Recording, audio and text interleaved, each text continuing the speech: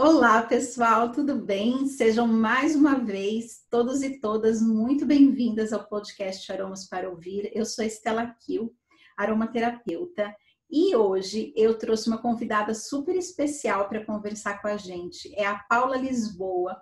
A Paula é mediadora de leitura, é contadora de histórias, atriz e mãe de 2 adolescentes. Ela é criadora e integrante da companhia Canta e Conta desde 2009, que é voltada para as crianças. E desde 2018, ela participa das Coletivas, que é um grupo de 4 contadoras de histórias voltadas para o público adulto. E a Paula veio conversar com a gente hoje sobre os símbolos aromáticos na história da humanidade. Então, a gente vai percorrer uma jornada incrível por tudo o que os cheiros representam desde o começo da história da humanidade até hoje, pela visão da contação de histórias. Então, vamos embarcar aqui no trem para Nárnia, que vai ter muita coisa legal para a gente ouvir.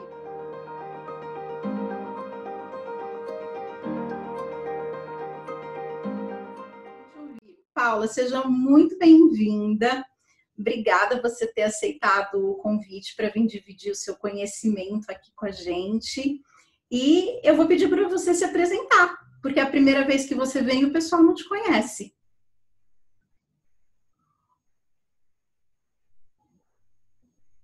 Muito bem, muito obrigada pelo convite, é um prazer. Inclusive, assim, é um prazer a gente pensar nas histórias, né? Olhar para as histórias, eu sempre adoro, sempre eu fico muito feliz quando eu tenho uma oportunidade de olhar para as histórias com algum, ainda mais assim, né? Com um enfoque específico, né? É um convite mesmo da gente trazer esse mergulho. Então, como você já me apresentou, eu sou a Paula, sou, enfim, conhecida por aí como Paulinha, às vezes como Pauleca. Lido muito com crianças, trabalho muito, estou sempre em meio de crianças, eventualmente adolescentes, e agora também estou nessa busca pela narração de histórias para o público adulto, que agora, especialmente na pandemia, é muito curioso quanto que aumentou essa procura, né? Porque as histórias, elas trazem também essa calma para a gente, assim, um pouco que essa organização do caos, né? A narrativa, ela ajuda nisso. Essa sou eu.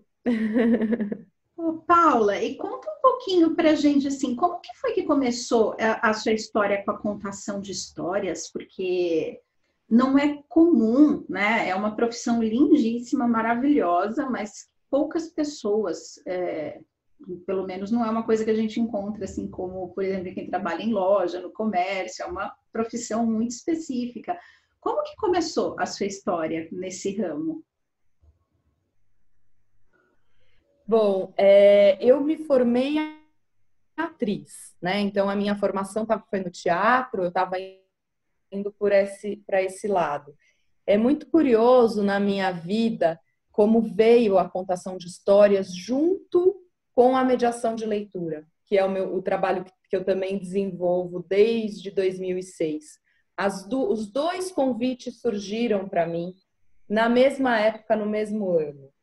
A contação de história nessa virada assim de final de 90, início de 2000, teve foi mesmo um fenômeno assim que a gente reconhece, que a gente encontra, né? Que bastante gente do teatro migrou para a contação de histórias. Isso pensando assim na contação de histórias no ambiente urbano, né? Porque a contação de histórias a gente pensa, é algo assim de antigamente, ou algo ali no meio rural, no meio da comunidade, em aldeias, né?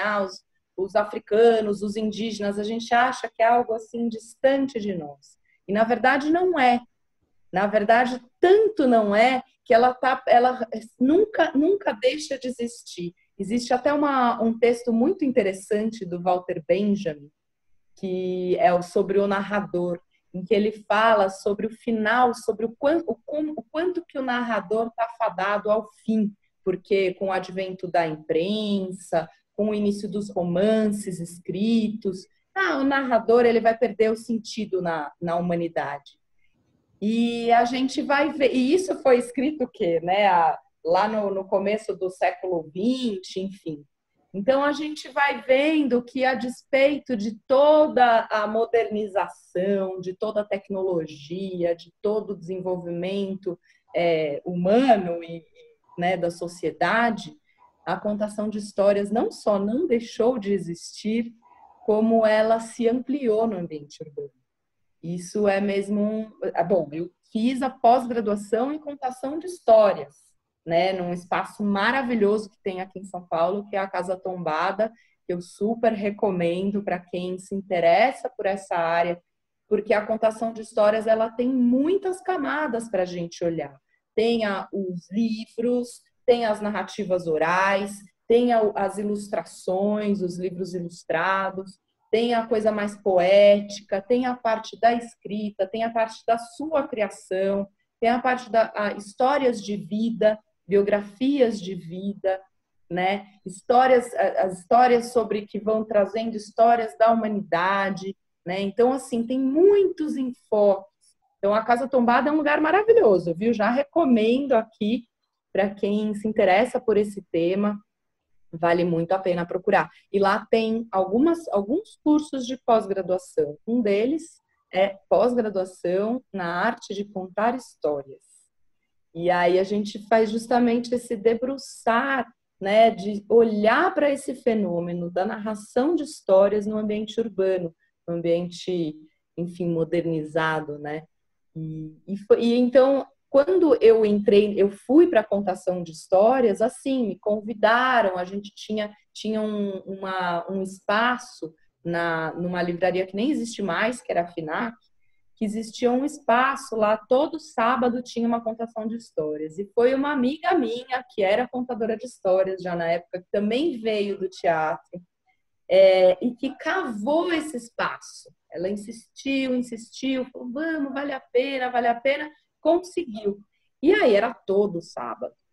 Então, sendo todo sábado, ela foi criando uma equipe, porque no começo era só ela e a dupla dela, e elas todo sábado, né, com aquele compromisso, e aí foi dando muito certo, funcionando muito, e aí elas começaram a ampliar a equipe, e aí foi nesse momento em que me chamaram. Eu achava que tinha sido uma coisa, por acaso, aconteceu comigo. E aí foi lá na pós da contação de histórias na Casa Tombada que eu soube que eu faço parte desse fenômeno, né? De muita gente migrar do teatro para a contação de histórias.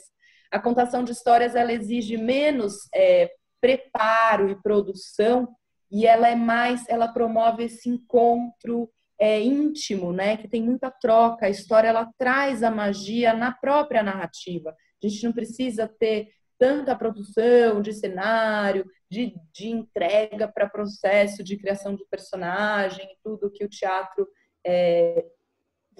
traz, né? O teatro exige mais esse processo todo. Então, a contação, ela é uma forma mais, enfim, mais ágil, assim, sabe? Como que eu posso dizer? Mais dinâmica, em que a gente também pode levar a contação para muitos espaços.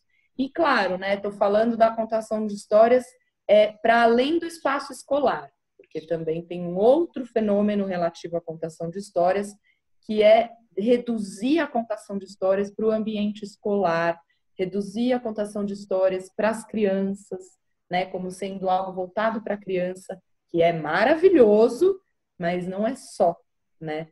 Se a gente for ver na história, a história da contação de histórias, as histórias, elas se originam sendo contadas para todas as pessoas, né? Para o público diverso.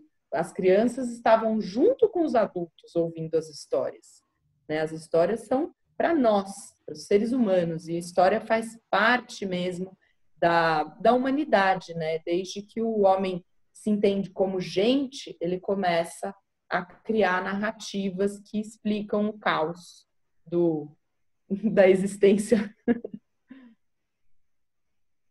Essa parte da contação de histórias, Paula, eu conheci, a minha experiência com a contação de histórias, ela foi na formatura de uma pós que eu fiz, era uma pós em estudos de técnicas ancestrais de curas ligadas ao xamanismo.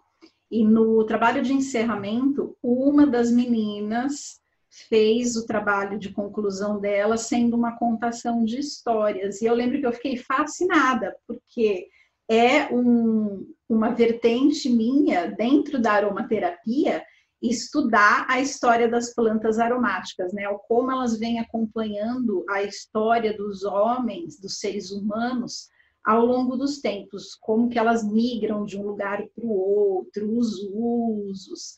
E quando eu vi aquilo, eu falei, gente, mas nossa, juntar as duas coisas seria mágico, né? Ia ficar muito legal. E foi onde eu tive esse estalo, assim, da contação de histórias.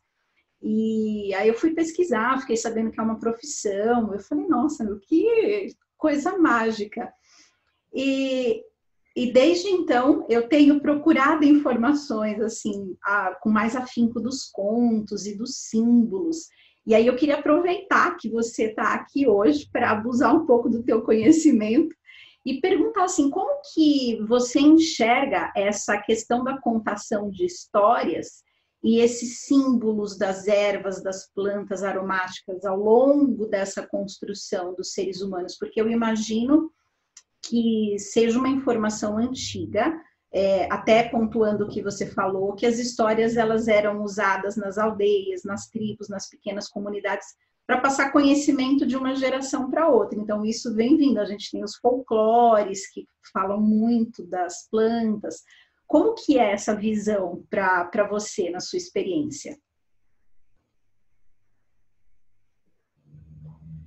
Bom, as histórias, se a gente for remeter assim ao início, né, da contação de histórias, a gente vai para além de uma questão de uma divisão cultural, né? Porque hoje a gente se divide em países, em continentes, em cidades, em cultura mais oriental, ocidental, mas a narração de histórias ela aparece em todas as culturas, em todos os países, em todas as, né, realidades. Ela não é a contação de histórias, ela não é algo assim que vem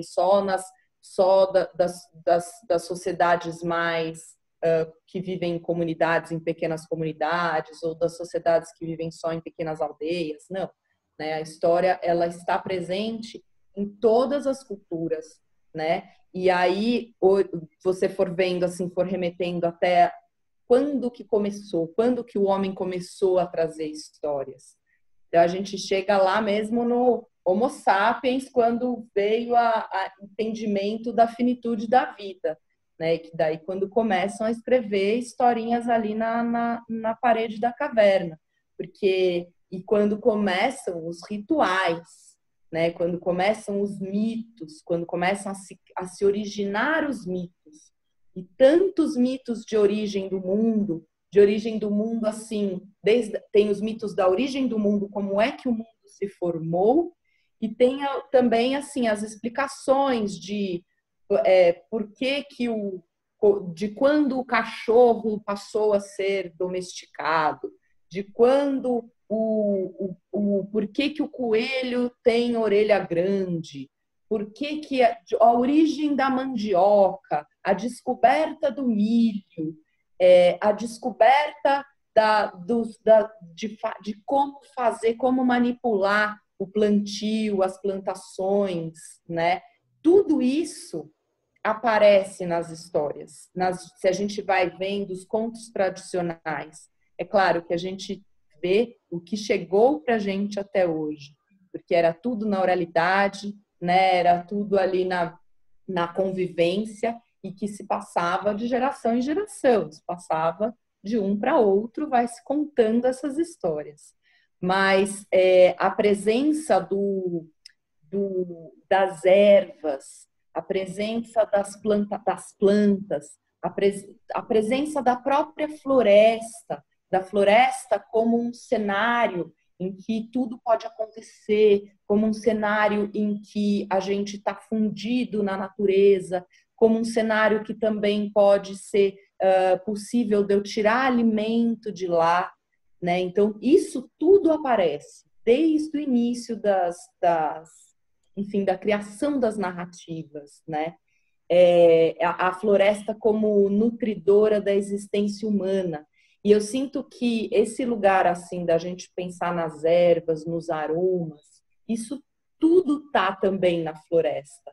Acho que é um tanto, assim, da gente trazer, né, aquele universo, aquela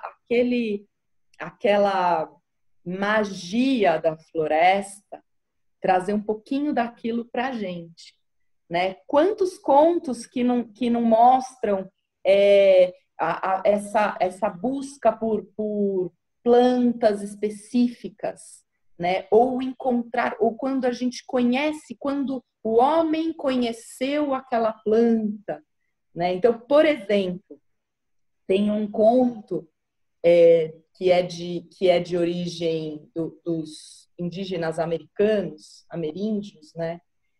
Norte-americanos, esse daqui, que conta como é que o que aconteceu com 6 esposas que comeram cebola. É muito interessante, porque assim, são 6 esposas de uma tribo, era da tribo Mono. São 6 belas esposas da tribo Mono. Cada uma delas tinha um marido caçador de pumas. O marido ia caçar, os maridos iam caçar, as mulheres ficavam esperando a caça chegar para elas prepararem para eles comerem. E um dia, uma das esposas subiu a montanha para colher trevos para comer. Então, olha só, já tem também a presença de mais uma planta, né, dos trevos para comer.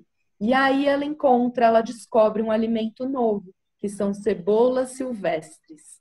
E ela adora aquele gosto, ela fala, nossa, essas plantas têm o melhor gosto que eu já senti, olha só, e mostra, passa para as outras esposas provarem, e elas se deliciam, elas lambem os beiços com aquela cebola, com aquele sabor.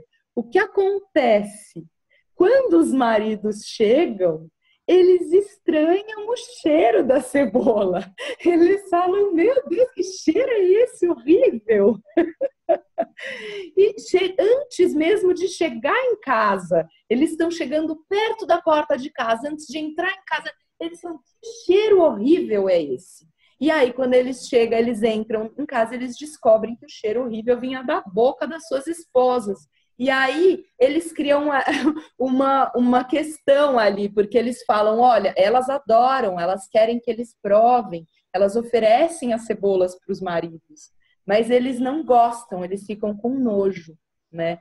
E aí eles querem, inclusive, que elas parem de comer as cebolas, porque eles dizem que nos dias seguintes que eles vão caçar, que o cheiro está afastando a caça, que o cheiro está afastando, o cheiro delas impregnado neles está afastando os pumas, porque os pumas percebem o cheiro. Então, acaba, gente, que essa história ela vai até as esposas, elas saem de casa, os maridos chegam a ir atrás delas, procurar elas, mas elas desistem, elas falam, não dá mais, eles mandaram a gente embora, eles não querem saber da gente. Essas 6 esposas, elas sobem para o céu e elas dão origem a um grupo de estrelas que, para nós, né, a gente chama de Pleiades, e os índios chamavam de jovens mulheres, era essa constelação. Então, olha só como é tudo uma coisa uma coisa intercalada na outra, porque a história que está falando da cebola, do gosto, do sabor, dessa desavença entre o marido e a mulher, as mulheres, elas querem aquele sabor, elas estão felizes com aquele sabor. Para mim, eu vejo muito nisso, assim, que história é essa? Eles agora não querem que eu prove um sabor novo, não querem que eu coma aquele sabor que eu estou gostando, que é bom para mim, né? E aí elas saem, abandonam, aceitam que, então eles mandaram elas embora e dão origem a 2 constelações, porque embaixo estão as Pleiades, outra constelação fica uma constelação que são as 6 esposas e os 6 maridos estão embaixo, que os índios chamam de jovens homens e os brancos chamam a constelação de Touro, né? Então essa é um exemplo de uma história que traz, né, tanto a explicação do mundo, tem muitas histórias que trazem a explicação do mundo, quanto essa descoberta de alimentos, de cheiros, de sabores que vem da floresta, né? que vem do que está ali da terra. Tem também alguns contos que falam sobre a descoberta do plantio, né?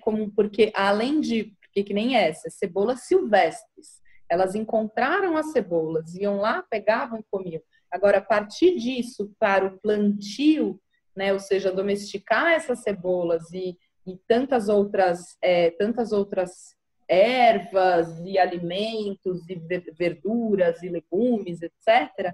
Tudo isso foi uma construção, né? Foi uma coisa que a gente foi construindo como humanidade, esse conhecimento. E aí a gente vê nesses contos, principalmente de povos originários, assim, indígenas, principalmente contos indígenas mesmo, tanto da América do Norte quanto da América do Sul, que trazem essas referências, assim, a quando o homem aprendeu esse plantio. Tem um outro conto lindo que fala disso também, que fala de uma... o índio, né, o que tá ali o personagem da história, ele sobe para o céu porque, na verdade, não, é a mulher. Ela fica apaixonada pelo sol e ele vem buscar ela. E aí, quando ela sobe para o céu com ele, a mãe dele é a lua. E a lua é que ensina ela a plantar. No fim, essa mulher, ela não dá conta de ficar lá em cima. Ela tem um filho com o sol, né? Ela tem uma vida lá em cima, mas acaba que ela abre um buraco no céu e ela vê o seu povo ali embaixo. E ela sente saudades e pede para voltar. Quando ela volta, ela traz esse conhecimento dos plantios, porque aqui embaixo eles não tinham esse conhecimento. Ela aprendeu lá no céu isso. Então, eu vejo muito isso. Agora, além disso, tem também os cheiros que aparecem, né? Porque quando você me convidou, né, para ter essa conversa, eu fiquei pensando, isso que eu te contei, né? Que eu fiquei olhando para as histórias com esse olhar, né? Buscando as histórias com esse olhar para os aromas.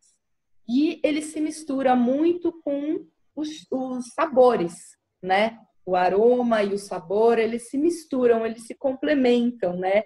Inclusive, enfim, no nosso corpo mesmo, né? Na nossa percepção, não é? Quando a gente come, muito do sabor que a gente sente vem do cheiro, não é isso? Depois você me corrija aí se você só sabe mais sobre isso, né? Mas, então, assim, esse trabalho da alimentação, né, também aparece muito. E a questão do cheiro em si, eu também... Outra coisa que me remeteu muito foi aquele tantos de contos que aparecem em que tem uma velha anciã que sabe fazer um chá para curar, que sabe qual é a erva que vai curar aquele machucado ou que vai trazer o ser que está triste, trazer de volta para sua alegria de vida, ou que vai... Nossa, tá tendo uma chuvona agora aqui onde eu tô, um trovãozão. Então, ou que misturar as ervas e fazer a sopa, né? No caldeirão da bruxa, a gente já rapidamente se remete à bruxa. A bruxa, o que é, né? Além daquele personagem que muitas às vezes é olhado como um personagem do mal, eu acho que muito mais do que um personagem do mal, entre aspas, esse personagem do mal, né? Mas muitas vezes ele é colocado nesse lugar, a bruxa. Mas eu acho que, para além disso, a bruxa, ela é aquela velha senhora, aquela velha anciã, aquela mulher que tem a sabedoria da floresta, que tem a sabedoria da natureza, que tem uma conexão muito profunda com saber como é que eu uso, né? Como é que eu uso o que vem, o que a natureza me dá, de maneira integrada, de maneira em que eu estou junto com ela, eu sei como usar, é quase que um poder, né? Você saber o que vem, saber usar o que a natureza está te dando é um poder, né? Então, e aí tem também essas histórias que dizem que a personagem da bruxa, ela é também originada por conta de mulheres mesmo que viviam afastadas da comunidade ou da sociedade ou daquele meio que eram mais, enfim, mais aceitas, né? Que ficavam à margem e que precisavam sobreviver na floresta. Então, essas pessoas, essas mulheres, elas também dão origem a esse personagem que também é arquetípico, ou seja, está dentro de todas nós, né? Acho que fiz aí uma passagem aí por uns, não sei se foi muito caótico, mas é que são muitas coisas, né? Muitas ideias que vão vindo, né? Isso tudo que você narrou, Paula, é muito rico e me chamou muito a atenção esse conto da cebola, né, dos indígenas ameríndios que você citou, porque ele pega num outro aspecto que a gente utiliza muito na aromaterapia para fazer os tratamentos, que é a questão da memória olfativa, que é interessantíssimo você, por exemplo, pegar um óleo essencial, se você não disser o nome daquele óleo essencial e você der o mesmo óleo para 5 pessoas diferentes e você perguntar o cheiro do que elas estão sentindo, cada uma vai dar uma resposta diferente. Então, é muito curioso, porque você narrou essa questão da cebola por conta dos maridos, porque as esposas, elas construíram, né, trazendo para essa questão da simbologia dentro dos aromas, as esposas construíram uma memória olfativa, afetiva, positiva, e os maridos construíram essa memória afetiva com aquele cheiro, mas de forma negativa. Isso gerou uma série de outros eventos que a gente pode avaliar por uma perspectiva da psicologia e uma série de outras coisas, pelo que você está me contando, que tem uma relação direta com esse trabalho que a gente faz dentro da psicoaromaterapia, né?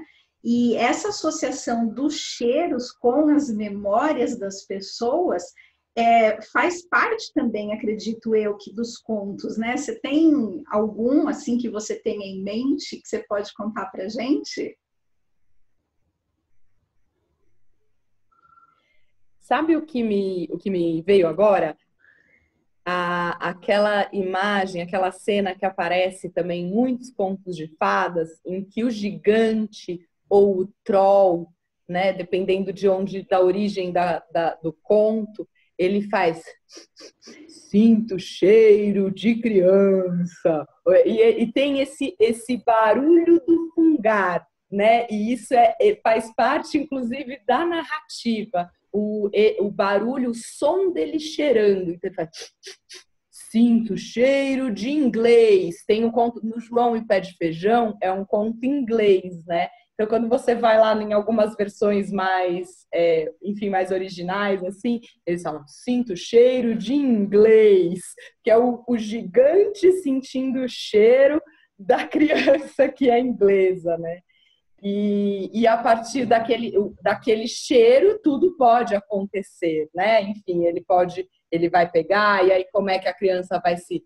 Quem diz que não é verdade aquele cheiro, como é, e aí a mulher do gigante que vai ajudar a criança a se salvar, né? Tem um conto maravilhoso, mas que assim é bastante distante para a gente, a forma da narrativa, que é bem desafiador, assim, os contos indígenas brasileiros. Infelizmente, a gente, como brasileiros, né, a gente se distanciou bastante do nosso povo originário, né, primário, assim, de onde a gente veio, né? E eu estou bastante nessa busca, assim, por me aproximar, nesse momento, assim, eu estou bastante buscando me aproximar dessas narrativas, porque quando a gente lê um conto indígena, muitas vezes a gente não compreende, a gente não acompanha a a narrativa mesmo, sabe? A forma como as ações estão encadeadas uma na outra.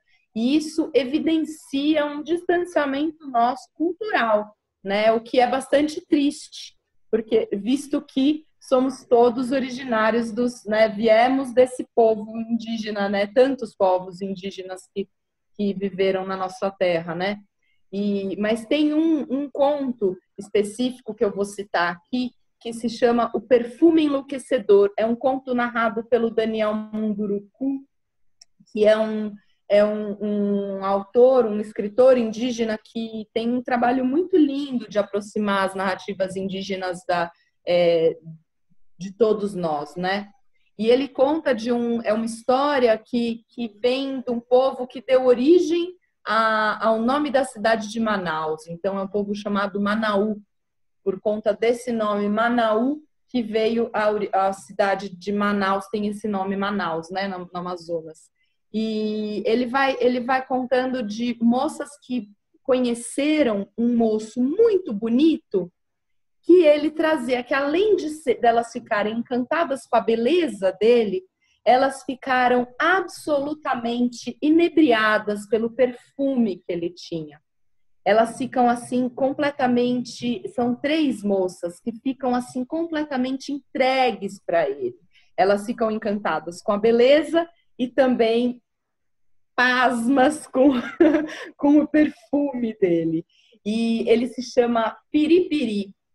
E elas vão atrás dele, mas ele não pode ser... inclusive, assim, uma delas tinha tocado o ombro dele. E só o fato dela ter tocado o ombro dele fez ela mesma ficar totalmente perfumada. E o perfume se espalha por toda a aldeia e todo mundo quer saber de onde vem aquele cheiro tão delicioso. E esse é o início da narrativa. Então, a partir disso, se desenrola toda a trajetória delas, né? Em que elas vão atrás dele, depois ele mostra outro homem que poderia, na verdade, porque daí elas vão atrás do pajé, que poderia ajudá-las a trazer ele para elas, porque ele some, ele sempre se escapa, ele fica com o corpo todo liso e elas não conseguem agarrar ele escapa delas. É muito importante, né? Ai. Bom, gente, é uma história bastante cheia de acontecimentos, pequenos acontecimentos, mas o que eu queria trazer era isso nessa história, assim, que toda ela se desenrola a partir desse homem muito perfumado.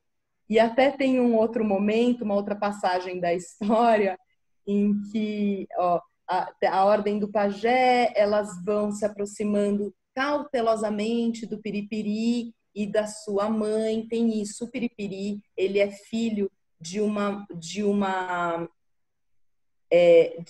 na verdade, ele é um servo, ele é um pequeno veado. Ele se transforma em veado e ele mama na mãe dele, que é uma veada, né? E aí elas têm toda essa... Elas nem entendem, assim, gente, é muita mistura de realidade com fantasia. Tudo pode acontecer nos contos indígenas. É uma coisa, assim, que expande incrivelmente essas possibilidades de acontecimentos, sabe? E a mãe do jovem, né, a mãe do Piripiri, quando ela vê essas mulheres numa passagem da história, quando ela vê elas, ela fala para elas assim: quem são vocês? O que vocês querem de nós? Parecem com formigas fedorentas bolindo com a gente. Olha o cheiro de novo, né? Então, para ela, as meninas, as mulheres que estão ali atrás do filho dela, elas parecem formigas fedorentas. Então, o cheiro, ele vem em ele aparece em muitos momentos, né? E nesse conto, por exemplo, ele justamente inicia toda a trajetória do conto, né? Trouxe um pouquinho. Eu pensei mais uma coisa que eu queria falar sobre isso que eu falei das narrativas se iniciarem com o início dos ritos, dos rituais. E aí, se você for pensar nos rituais, os cheiros, os aromas, as ervas, os óleos são muito presentes também, né? Então, assim, é um lugar ali, é uma situação que a gente encontra em que se fundem as narrativas, né? Porque tem as narrativas dos mitos, as narrativas das histórias mesmo que vêm nos rituais, que o próprio ritual tem uma narrativa que acontece, né? O ritual todo é uma narrativa. E as ervas estão junto. Então, olha como na origem de tudo, né, as ervas, os aromas, os sabores, a fumaça em si, né, a fumaça que sai daquela cocção, enfim, daquele tratar os alimentos, tratar as ervas, como trazer isso alguns a gente usa cru, outros vai usar de que forma que a gente vai usar aquilo, né? Então, tudo isso, assim, se mistura. A origem de tudo isso para a gente se mistura, por mais que hoje a gente considere que são coisas separadas. Uma coisa é contação de histórias, outra coisa é aromaterapia. Será que são coisas tão diferentes, né? Onde elas se fundem, onde que elas se interseccionam, né? Muito bom. É verdade, Paula. Você sabe, esse conto que você narrou agora desse homem perfumado, eu achei interessante porque a estrutura do conto, ela usou o cheiro para descrever sentimentos, né? Foi o sentimento do amor e da atração que as mulheres sentiram pelo homem e o sentimento dos ciúmes que a mãe sentiu das mulheres com relação ao filho dela. Então é muito interessante porque o olfato, ele é um sentido que os cientistas começaram a dar importância há muito pouco tempo, porque ele era considerado um sentido secundário nosso, como se o fato de você não ter o sentido do olfato não fosse fazer grande diferença na vida das pessoas. E agora, com o advento do Covid, a gente percebeu que não é exatamente assim. Por quê? Porque justamente pelo olfato você afeta o seu sistema nervoso central no seu sistema límbico de registrar melhor os sentimentos, as emoções, as experiências, até porque estão ligados com os sabores, né? Porque a estrutura da língua, que você me perguntou, a língua humana ela é capaz de identificar 4 sabores, que é o doce, eu não sei se eu vou lembrar deles exatamente agora, mas são 4, é o agridoce, o doce, o balsâmico, e tem um outro que tem um nome super diferente, tipo como se fosse um agridoce, mas ele tem um outro nome.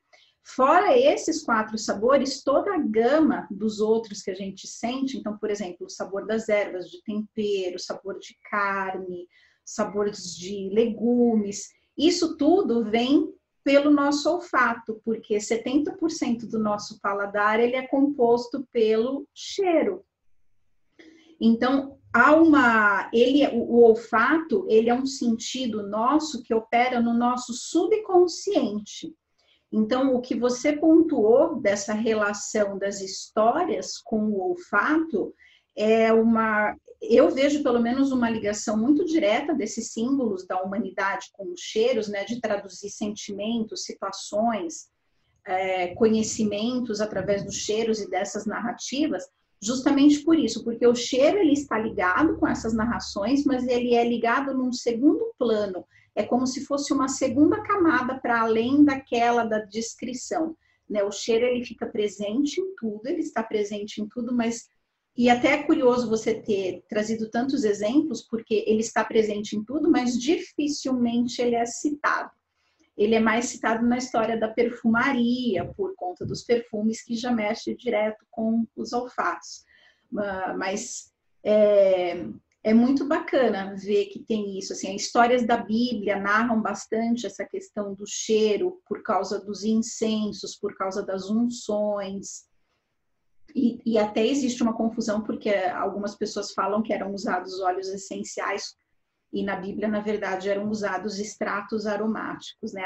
As fumaças que você falou, foi por causa da fumaça dos incensos que surgiu o perfume, porque tem a ligação do nome fumaça com o perfume, o nome dos dois tem a mesma origem na estrutura, né, de perfume, eu não lembro qual que é a palavra em árabe, se eu não me engano, que perfume é fumaça. Então, por isso que o perfume vem da fumaça, de você passar por ela e ficar cheiroso. Então, tem todo esse mistério envolvendo o olfato, e é nisso que eu acho muito bonito ter a contação de história com relação ao próprio desenvolvimento da humanidade, né? E da mesma forma como a contação de histórias teve essa migração, que as pessoas se interessaram, está crescendo junto com a aromaterapia esse interesse também. Então, são irmãzinhas, estão caminhando aí de mão dada. Paula, eu queria te agradecer você ter trazido essas informações aí para a gente, ter trazido esses contos, essas referências. É uma contribuição imensa aqui para o nosso podcast, para todas essas informações. Eu queria que você deixasse seu contato, como que as pessoas te encontram, onde que a gente pode ir assistir a sua contação de história, participar do seu trabalho. Muito bom.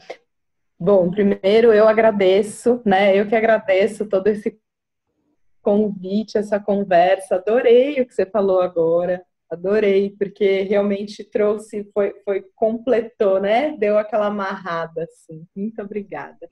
Bom, na contação de histórias para crianças, eu tô no grupo Canta e Conta. Então, a gente faz contação de história com música. A gente está, assim, há muitos anos, já há 11 anos. Estamos partindo aí para o nosso 12º ano já de estrada. E percorremos bastante, enfim, muitos lugares, muitos espaços, todo lugar que convida a gente. Então, a gente está tanto no Instagram, quanto no Facebook, no YouTube, temos alguns vídeos. O Instagram, acho que é o mais ágil, né, de nos encontrar. É Canta e Conta, de cantar e contar. E tem também as coletivas, que é um trabalho de narração de histórias para adulto, né? Que, como eu falei, agora na quarentena, a gente aumentou mesmo o nosso público. A gente está com um projeto que chama Encena na Quarentena.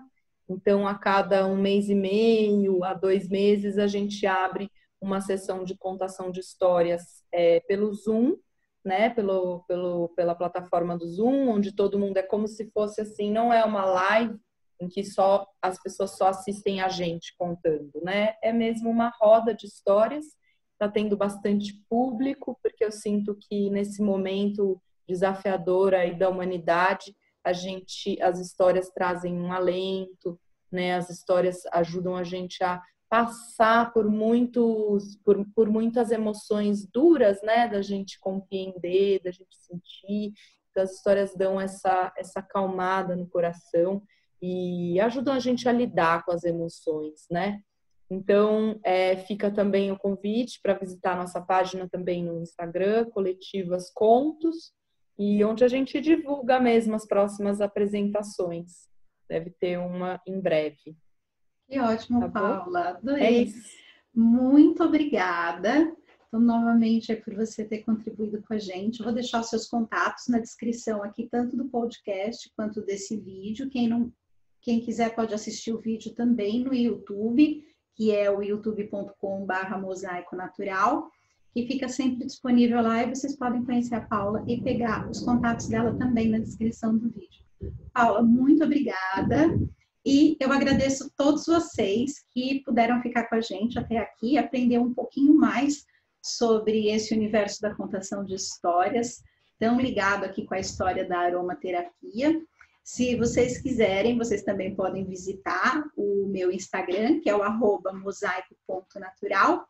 E eu deixo meu grande beijo e nos vemos na próxima semana.